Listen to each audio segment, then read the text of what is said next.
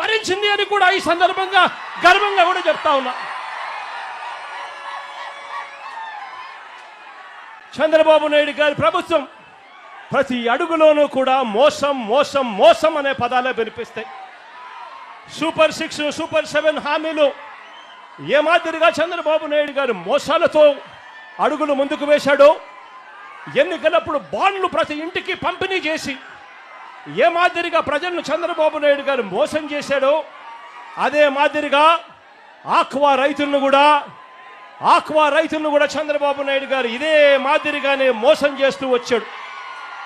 ఇదిగో చంద్రబాబు నాయుడు గారి manifesto, aqua రైతులకు సంబంధించి చంద్రబాబు నాయుడు గారి మేనిఫెస్టో, ఆక్వా రైతులకు సంబంధించి చంద్రబాబు నాయుడు గారి మేనిఫెస్టో.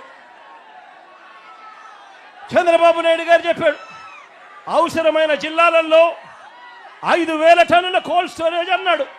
కట్టాడా అని అడుగుతా ఉన్నాను.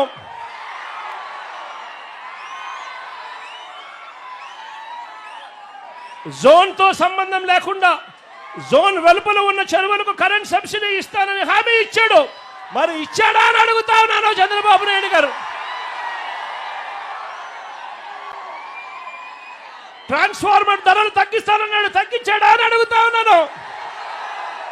గట్టిగా ఇలా ఇలా ఇలా ఇలా ఇలా ఇలా ఇలా